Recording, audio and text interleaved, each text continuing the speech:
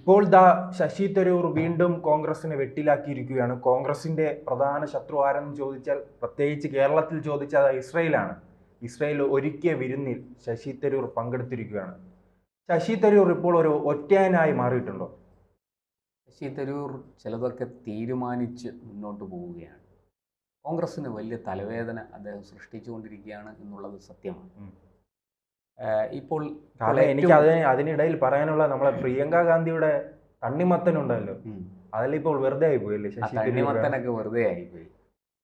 ശശി തരൂര് ഇപ്പോൾ ഏറ്റവും ഒടുവിൽ ഈ ഇസ്രായേൽ പാലസ്തീൻ വിഷയത്തിൽ ഇന്ത്യക്ക് ഒരു നിലപാടുണ്ട്. അത് കാലങ്ങളായിട്ട് ഇന്ത്യ തുടർന്നു വരുന്നതാണ്. പാലസ്തീനിനെ ഒരു സ്വതന്ത്ര രാഷ്ട്രമായി അംഗീകരിക്കണം. അപ്പോൾ ഇസ്രയേലിൻ്റെ അസ്തിത്വത്തെ ചോദ്യം ചെയ്യാൻ പാടില്ല. അവർ ഒരു സ്വതന്ത്ര രാഷ്ട്രമായി അരനൂറ്റാണ്ടിലധികം പിന്നിട്ടിരിക്കുന്നു. ഇതൊക്കെ നമ്മൾ എത്രയോ വർഷങ്ങളായിട്ട് ഒരു ചേരിചേരാ നയം എന്ന് തന്നെ പറയാം. നമ്മൾ ഇസ്രയേലിൻ്റെ പക്ഷത്തുമല്ല, പാലസ്തീൻ്റെ പക്ഷത്തുമല്ല. പക്ഷെ രണ്ടുപേരുമായിട്ടും നമുക്ക് ബന്ധങ്ങളുണ്ട്. ഇസ്രയേലുമായിട്ട് നമ്മൾ പല കരാറുകളിൽ ഏർപ്പെട്ടിട്ടുണ്ട്. വ്യാപാര മേഖലയിലും ശാസ്ത്ര സാങ്കേതിക മേഖലയിലും കാർഷിക മേഖലയിലുമൊക്കെ ഇന്ത്യയും ഇസ്രയേലും സഹകരിക്കുന്നു. അതൊക്കെയുണ്ട്. അതേസമയം പാലസ്തീന് സഹായം ആവശ്യമുള്ളപ്പോഴൊക്കെ നമ്മൾ കൊടുക്കുന്നു. മരുന്നായിട്ടും ഭക്ഷണമായിട്ടും ഒക്കെ നമ്മൾ സഹായം ചെയ്യാറുണ്ട്. പാലസ്തീനെ ഒരു സ്വതന്ത്ര രാഷ്ട്രമായിട്ട് ഇന്ത്യയും അംഗീകരിക്കുന്നു. ഇവിടെ ഇപ്പോൾ നമുക്കറിയാം, ഇന്ന് ഈ 2014 ഭരണം NDAയുടെ കയ്യിലേക്കും നരേന്ദ്രമോദിയുടെ കയ്യിലേക്കും വന്നതിന് ശേഷം ഈ രാജ്യത്ത് പൊതുവെ മുസ്ലിം വിഭാഗത്തെ ചെറിയ കാര്യങ്ങൾ കൊണ്ട് പോലും പ്രകോപിപ്പിക്കാൻ നമ്മുടെ രാജ്യത്തെ പ്രതിപക്ഷ പാർട്ടികൾ ശ്രമിക്കുന്നുണ്ട്. ഭരിക്കുന്നത് BJP ആണ്, നിങ്ങൾ സൂക്ഷിച്ചോ, നിങ്ങളുടെ കാര്യം പോക്കാണ്. ഈ മട്ടിലാണ് ആ ഒരു പ്രചാരണത്തിൻ്റെ പോക്ക്. അപ്പോൾ എന്തിനും ഏതിനും ഈ മതം നമ്മുടെ ഈ രാഷ്ട്രീയ വിമർശനങ്ങൾക്കും ഈ പറയുന്ന നരേറ്റീവുകൾക്കും എല്ലാം അടിസ്ഥാനമായിരിക്കുന്ന ഒരു കാലത്താണ് നമ്മൾ ജീവിക്കുന്നത്. അവിടെ ഈ ഇസ്രയേൽ പാലസ്തീൻ വിഷയവും അവിടെ കടന്നു വന്നിരിക്കുന്നു എന്നുള്ളത് സത്യമാണ്. അപ്പോൾ പാലസ്തീനെ അനുകൂലിച്ചും ഇസ്രയേലിനെ എതിർത്തുകൊണ്ടും ആണ് ഇപ്പോഴത്തെ ഒരു രാഷ്ട്രീയം മുന്നോട്ട് പോകുന്നത് ഇന്ത്യയിലെ. എന്നാൽ BJPയും കേന്ദ്ര സർക്കാരും ആ പഴയ നിലപാട് അതുപോലെ തുടരുന്നു. അവരെ സംബന്ധിച്ച് ഇസ്രയേലിനോടും പാലസ്തീനിനോടും യാതൊരു വിരോധവുമില്ല. രണ്ടുപേരുമായിട്ട് സഹകരണവും ഉണ്ട് താൻ. ഇവിടെ ഇപ്പോൾ പ്രത്യേകിച്ച് നമുക്ക് കേരളത്തിലെ സ്ഥിതി അറിയാം. കേരളത്തിൽ ഇസ്രയേലിനോട് ഹമാസ്, പാലസ്തീൻ്റെ വിമോചനം എന്ന് പറഞ്ഞ് പ്രവർത്തിക്കുന്ന ഹമാസ് എന്ന ഭീകര സംഘടന ചെയ്തു കൂട്ടിയത് എന്തൊക്കെയാണെന്ന് നമുക്കറിയാം. എത്ര രഹിതമായാണ് അവർ പ്രവർത്തിച്ചത്. ഇസ്രയേലുമായി ബന്ധപ്പെട്ട് ഇത് രണ്ടാമത്തെ വിവാദമായിരിക്കും അല്ലേ ശശി തരൂറുമായി? പണ്ട് കോഴിക്കോട് കടപ്പുറത്ത് നാം കണ്ടതാണ്. മുസ്ലിം ലീഗിന്റെ യോഗത്തിൽ വന്ന് ശശി തരൂർ വെടിപൊട്ടിച്ചിട്ട് പോയതാണ്. സമാനമാണ് ഇപ്പോഴും. അപ്പോൾ അങ്ങനെ ഈ ഹമാസിനെ വെള്ളപൂശുന്ന ഒരു എന്താ പറയുക, ആ ഒരു രീതി കേരളത്തിലും ഇന്ത്യയിലും പൊതുവെ മുന്നോട്ട് പോകുന്നുണ്ട്. നമുക്കറിയാം, ഇടതുപക്ഷത്തുനിന്ന് നിലമ്പൂരിൽ മത്സരിച്ച സ്വരാജ് തന്നെ പറഞ്ഞു, ഇനി ഹമാസ് എന്ത് തെറ്റ് ചെയ്താലും ഞങ്ങൾ ഹമാസിനൊപ്പമാണ് എന്ന്. ഇതൊക്കെ എത്ര ബാലിശമാണ്. 10 വോട്ടിന് വേണ്ടിയിട്ട് ചെയ്യുന്ന കാര്യങ്ങളാണ് ഇതൊക്കെ ഉണ്ടാക്കുന്ന, രാജ്യത്തിനുണ്ടാക്കുന്ന ബുദ്ധിമുട്ട് ചെറുതല്ല. ഇവിടെ ഇപ്പോൾ തരൂർ ഈ പറഞ്ഞതുപോലെ ശരിയാണ്, ഹമാസ് ഒരു ഭീകര സംഘടനയാണ്. ഇസ്രായേൽ ഹമാസിനെ ലക്ഷ്യമിട്ട് പാലസ്തീനെ ആക്രമിക്കുന്നുണ്ട്. അതിൽ പാലസ്തീനിലെ നിരപരാധികളായ ജനതയ്ക്ക് വലിയ നാശനഷ്ടങ്ങൾ നേരിടുന്നുണ്ട്. അവിടെ ആൾക്കാർ അതിദാരുണമായിട്ട് കൊല്ലപ്പെടുന്നു. ഒക്കെ ശരിയാണ്. ഇന്ന് അതുകൊണ്ടാണ് പാലസ്തീൻ ജനത തന്നെ ഹമാസിനെ പുറത്താക്കണമെന്നാവശ്യപ്പെട്ട് തെരുവിൽ സമരം ചെയ്യുന്നത്. ഇതും നമ്മൾ കാണുന്നുണ്ട്. പക്ഷേ ഇതൊന്നും നമ്മുടെ ഇവിടുത്തെ ആൾക്കാർക്ക് ബോധ്യമല്ല. അതുകൊണ്ടാണ് കോഴിക്കോട് ഈ മുസ്ലിം ലീഗ് ഒരു പരിപാടി സംഘടിപ്പിച്ചപ്പോൾ, ഈ ഇസ്രായേലിൻ്റെ ആക്രമണങ്ങൾക്കെതിരെ ഒരു പരിപാടി സംഘടിപ്പിച്ചപ്പോൾ അതിൽ സംസാരിക്കാൻ വന്ന ശശി തരൂർ വളരെ കൃത്യമായിട്ട് അദ്ദേഹം പറയാനുള്ളത് പറഞ്ഞു. പാലസ്തീനെ അംഗീകരിക്കുന്നു, ഇസ്രായേൽ ചെയ്യുന്നത് ക്രൂരതയാണ്, ഇസ്രായേൽ ഇങ്ങനെ ചെയ്യാൻ പാടില്ല എന്നൊക്കെ പറഞ്ഞിട്ട് അദ്ദേഹം പറഞ്ഞു. പക്ഷേ ഒരു കാരണവശാലും ഹമാസിനെ പിന്തുണയ്ക്കാൻ സാധിക്കില്ല. മുസ്ലിം ലീഗ് വലിയ പ്രതിരോധത്തിലായിപ്പോയി. അവസാനം വല്ലച്ചാതിന് ഉരുണ്ട് അവർ എണീറ്റ് സ്ഥലം വിടുകയായിരുന്നു അവിടെ നിന്ന്. തരൂര് വളരെ കൃത്യമായിട്ട്, തരൂരിന് നിലപാടുണ്ട്.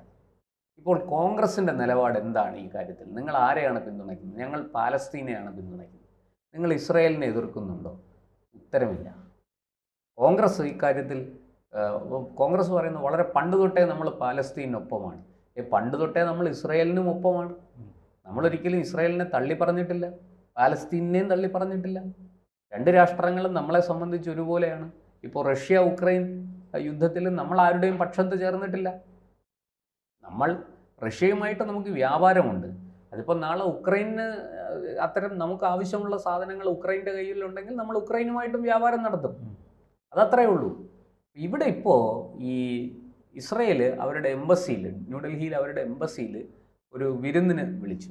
അതിനകത്ത് കോൺഗ്രസിൽ നിന്ന് ശശി തരൂരിനെ വിളിച്ചു. ശശി തരൂരിനെ വിളിക്കാൻ കാര്യം, അദ്ദേഹം ഈ വിദേശകാര്യവുമായി ബന്ധപ്പെട്ട പാർലമെൻ്ററി കമ്മിറ്റിയുണ്ട്, ആ കമ്മിറ്റിയുടെ ചെയർമാനാണ് അദ്ദേഹം. അതുകൊണ്ട് അദ്ദേഹത്തെ വിളിക്കാതിരിക്കാൻ പറ്റില്ല. പിന്നെ BJP നേതാക്കളെ, ഈ കേന്ദ്ര മന്ത്രിസഭയിലുള്ള BJP നേതാക്കളെ വിളിച്ചിട്ടുണ്ട്, പലരെയും അവർ വിളിച്ചു. തരൂർ ആ വിരുന്നിൽ പങ്കെടുത്തു. കഴിഞ്ഞ മാസം 27-ാം തീയതിയാണ് ആ വിരുന്ന് നടന്നത്. ഇപ്പോൾ കോൺഗ്രസ് നേതൃത്വം പറയുന്നത് തരൂർ പാർട്ടിയോട് ആലോചിക്കാതെയാണ് ആ വിരുന്നിന് പോയത്. ഇത് പാർട്ടിയോട് എങ്ങനെ ആലോചിക്കും? ഇത് നമ്മുടെ രാജ്യത്തിൻ്റെ നയതന്ത്ര സംബന്ധമായ വിഷയമാണ്. തരൂർ തിരഞ്ഞെടുക്കപ്പെട്ട ഒരു MP ആണ്, ഒരു പാർലമെൻറ്റേറിയനാണ്, ജനപ്രതിനിധിയാണ്. അദ്ദേഹം എന്തിനാണ് ഈ ഇത്തരം എല്ലാ കാര്യങ്ങളും പാർട്ടിയുമായിട്ട് ആലോചിക്കുന്നത്? പാർട്ടി അദ്ദേഹത്തിന് നിയോഗിച്ചിരിക്കുകയല്ലേ. പാർട്ടി നിയോഗിച്ചതുകൊണ്ടല്ലേ അദ്ദേഹം തിരുവനന്തപുരത്ത് നിന്ന് മത്സരിച്ച് ജയിച്ചത്. അങ്ങനെ മത്സരിച്ച് ജയിച്ച ഒരാളിന് സാമാന്യ ബുദ്ധി ഇല്ലേ? എന്ത് ചെയ്യണം ചെയ്യരുത് എന്ന് അദ്ദേഹത്തിന് അറിയാമല്ലോ, തിരിച്ചറിവുണ്ടല്ലോ, വിവേകമുണ്ടല്ലോ. അതിൻ്റെ അടിസ്ഥാനത്തിൽ തരൂരിനെ ഒരു വിരുന്നിന് ക്ഷണിച്ചു. തരൂർ അവിടെ വിരുന്നിന് പോയി. മുമ്പും തരൂർ അത് പറഞ്ഞിട്ടുണ്ട്. ഞാൻ ഈ വിദേശകാര്യ പാർലമെൻ്ററി കമ്മിറ്റിയുടെ ചെയർമാനായിരിക്കുന്നിടത്തോളം കാലം അത്തരം നയതന്ത്ര വിഷയങ്ങളിലൊക്കെ എനിക്ക് ഇടപെടേണ്ടി വരും. അതിന് ഞാൻ ഓരോ തവണയും ഇങ്ങനെ പാർട്ടിയുടെ അടുക്കൽ നിന്ന് അനുവാദം വാങ്ങിക്കൊണ്ടിരിക്കാൻ സാധിക്കില്ല. അതുമല്ല, അതിൻ്റെ ആവശ്യവുമില്ല. ഇത് വലിയ വിവാദമാക്കി കൊണ്ടുപിടിക്കണം. അതിൻ്റെ ഉദ്ദേശം എന്ന് പറയുന്നത് തരൂരിനെ പുകച്ചു പുറത്തിയാടിക്കുക എന്നുള്ളതാണ്. അങ്ങനെ ഈ ശല്യം സഹിക്കുക വയ്യാകുമ്പോൾ തരൂർ തന്നെ പാർട്ടി വിട്ട് രാജിവെച്ച് ഇറങ്ങിപ്പോയാലോ, ഒരു MP സീറ്റ് ഒഴിഞ്ഞു, തിരുവനന്തപുരത്ത് ബൈ ഇലക്ഷൻ നടക്കും. തരൂരിനെ എങ്ങനെയെങ്കിലും പുകച്ചു പുറത്ത് ചാടിക്കണം. ഈ രാഹുൽ ഗാന്ധിക്കും തരൂർ മാറിയാൽ ആ സീറ്റ് കോൺഗ്രസിന് ലഭിക്കുമെന്ന് അവർക്ക് ഉറപ്പുണ്ടോ? ഒരു നിലമ്പൂര് പോലെയൊന്നും അല്ലല്ലോ.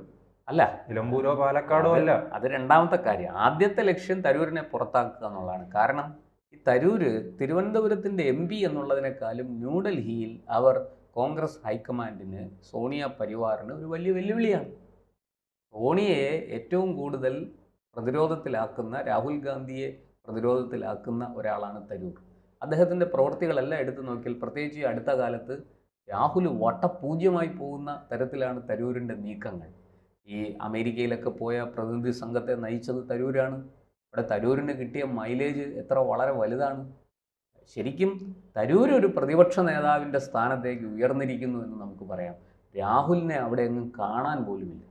മറിച്ച് അന്ന് കേന്ദ്ര സർക്കാർ ആവശ്യപ്പെട്ടപ്പോൾ ഞാൻ വരാം, നമ്മുടെ രാജ്യത്തിൻ്റെ കാര്യങ്ങൾ വിശദീകരിക്കാൻ ഞാൻ വരാം എന്ന് പറഞ്ഞ് രാഹുൽ മുമ്പോട്ട് വന്നിരുന്നെങ്കിലോ, അത് രാഹുലിൻ്റെ ഗ്രാഫ് എന്തുമാത്രം, ഇമേജ് എന്തുമാത്രം വർദ്ധിച്ചേനെ. അവിടെ അതിന് പകരം ചീപ്പ് പൊളിറ്റിക്സും പറഞ്ഞ്, ഈ വൃത്തികെട്ട രാഷ്ട്രീയം പറഞ്ഞ്, വെറുതെ ആവശ്യമില്ലാത്ത കുത്തിത്തിരിപ്പുകൾ ഉണ്ടാക്കി സ്വയം രാഹുൽ വിലയിടിക്കുന്ന കാഴ്ചയാണ് നമ്മൾ കണ്ടത്. അതുപോലെ ഒരു പാലസ്തീൻ്റെ തണ്ണിമത്തൻ ബാഗും തൂക്കി പാർലമെൻറ്റിൽ വന്ന പ്രിയങ്ക ഈ ഇസ്രയേലിനോട് ഹമാസ് ചെയ്ത ക്രൂരതയ്ക്കെതിരെ ഒരു അക്ഷരം മിണ്ടിയിട്ടില്ല. ഇത് ആരെ ബോധ്യപ്പെടുത്താനാണ്? ആരെ വിശ്വസിപ്പിക്കാനാണ്? ആരെ പ്രീണിപ്പിക്കാനാണ് ഇവരിതൊക്കെ ചെയ്യുന്നത്? അവർ വിചാരിച്ചിരിക്കുന്നത് ഇന്ത്യയിലെ മുസ്ലിങ്ങൾ മുഴുവനും ഇതൊക്കെ കാണുമ്പോൾ അങ്ങ് കൂട്ടം കൂട്ടമായിട്ട് വന്ന് കോൺഗ്രസ്സിന് വോട്ട് ചെയ്യുമെന്നാണ്. അവരൊന്നും അത്രയ്ക്ക് വിദ്യാഭ്യാസം ഇല്ലാത്തവരോ അറിവില്ലാത്തവരോ സംസ്കാരമില്ലാത്തവരോ ഒന്നും അല്ല. അവർക്ക് ലോകത്ത് നടക്കുന്നത് എന്താണെന്ന് അറിയാം, അതിൻ്റെ ന്യായാന്യായങ്ങൾ അറിയാം, ധർമാധർമ്മങ്ങൾ അറിയാം. മനുഷ്യരല്ലേ, ചിന്തിക്കാനുള്ള ശേഷി നഷ്ടപ്പെട്ടോ അവർക്ക്? അതുകൊണ്ട് ഇതൊക്കെ ചുമ്മാ വെറുതെ ഈ 4 വോട്ടിന് വേണ്ടി ഞങ്ങളാണ് നിങ്ങളുടെ രക്ഷകർ എന്ന് വരുത്താൻ വേണ്ടിയിട്ടുള്ള ആണ്. അക്കാര്യത്തിൽ കേരളത്തിൽ ഇടതുപക്ഷവും ഇവരും മത്സരിക്കുന്നുണ്ട്. പക്ഷേ ഈ കേന്ദ്രത്തിലേക്ക് വരുമ്പോൾ കോൺഗ്രസ്സിന് തന്നെയാണ് മേൽക്കൈ. കേരളത്തിലെ കഥ ഇനി കണ്ടറിയേണ്ടതുണ്ട്. പക്ഷേ എന്തായാലും തരൂർ ഇതിനെ ഒന്നും മാനിക്കുന്നില്ല. വരുന്നത് വരട്ടെ. ഇനി കോൺഗ്രസ് പുറത്താക്കുന്നെങ്കിൽ പുറത്താക്കട്ടെ, അപ്പം നോക്കാം. എന്തായാലും ഞാനൊരു കോൺഗ്രസ്സുകാരനായി തന്നെ തുടരും എന്ന് പറഞ്ഞാണ് തരൂർ മുന്നോട്ട് പോകുന്നത്. അതിൻ്റെ ആവശ്യമേ ഉള്ളൂ.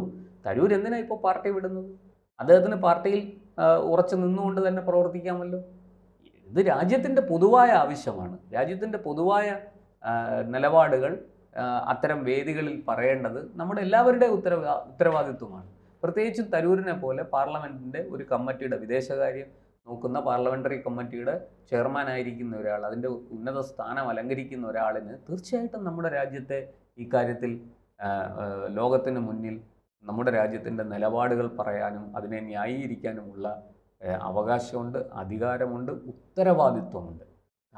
തരൂർ അതാണ് നിർവഹിച്ചിരിക്കുന്നത്. അല്ലാതെ തരൂരിന് ഇതിനകത്ത് പ്രത്യേകിച്ച് റോളൊന്നുമില്ല. പക്ഷേ അസൂയ പൂണ്ട കോൺഗ്രസ് നേതാക്കൾ, തരൂരിൻ്റെ വ്യക്തിത്വത്തിലും തരൂരിൻ്റെ കഴിവിലുമൊക്കെ അസൂയ പൂണ്ട കോൺഗ്രസ് നേതാക്കൾ, അതിൽ രാഹുൽ ഗാന്ധി ഉൾപ്പെടെയുള്ളവർ അദ്ദേഹത്തെ ഇങ്ങനെ നിരന്തരം വേട്ടയാടാൻ ശ്രമിക്കുകയാണ്.